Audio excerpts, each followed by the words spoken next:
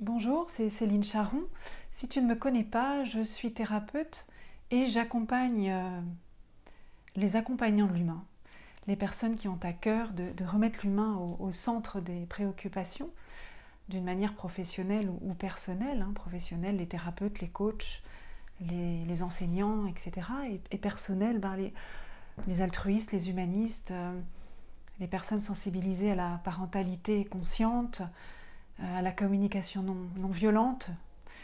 Voilà, j'aide toutes ces personnes à s'aligner, à trouver la paix, à faire la paix entre toutes leurs parts pour qu'elles puissent exprimer leur mission de vie de la plus juste manière qui soit, pour qu'elles puissent accompagner tous ceux qu'elles ont envie d'accompagner de la plus juste manière qui soit.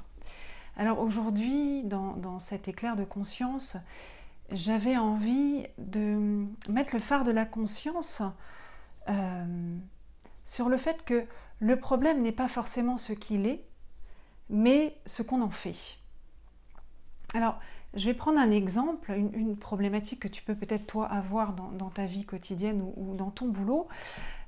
Tu peux par exemple avoir du mal à dire non, à refuser ce qu'un proche, un enfant, un parent, ton conjoint ou au boulot, quelqu'un te demande de manière formulée ou de manière non formulée, quelque chose que tu peux pressentir comme étant une demande. Et tu penses en fait après que tu aies accepté, et puis après coup tu te dis j'aurais jamais dû, tu te dis que tu es trop faible, que peut-être tu es trop gentil, que les autres sont peut-être ingrats, et tu te sens fatigué, tu as l'impression que voilà, tu as l'impression que tu prends pas assez de temps pour toi, etc. Derrière ça, il y a toute une série de pensées et d'émotions que tu ressens et ça te met pas très à l'aise.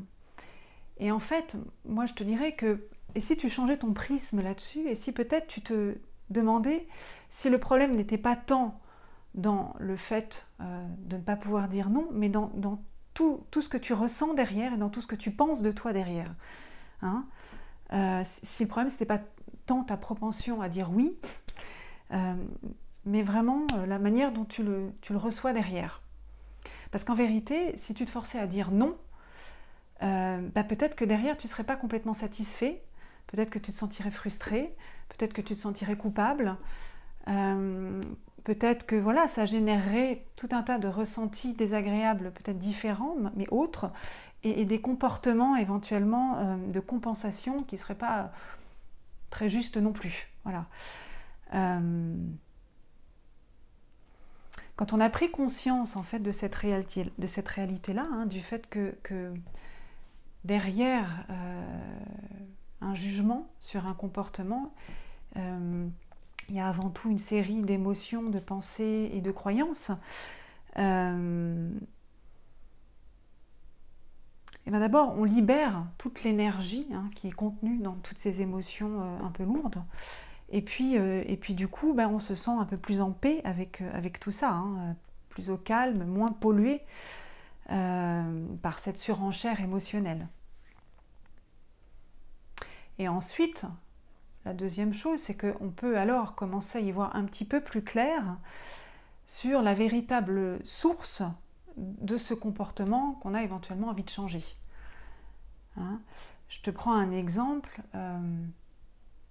Moi, j'ai une personne qui est venue me voir et qui régulièrement, dans sa tête, se disait trop bon, trop con. Enfin, j'ai tendance à accepter beaucoup de choses et puis derrière ça, ça me met très en colère parce que je m'en veux après de l'avoir fait, etc.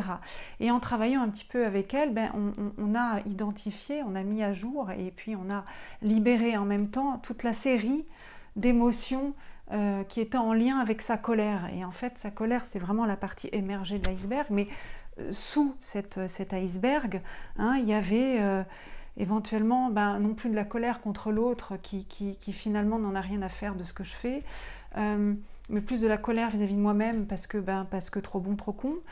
Donc de la colère vers l'autre, j'identifie de la colère vers moi-même. Et puis en plus, je pense et je me dis que je m'oublie et qu'en plus on me remercie pas. Donc là-dessus vient de la frustration. J'identifie que c'est de la frustration. Et je me dis mais vraiment c'est pas juste quoi, parce que je fais tout ce que je peux et puis au final j'ai aucun retour dans ce que je fais. Donc là j'identifie qu'il y a aussi de l'injustice.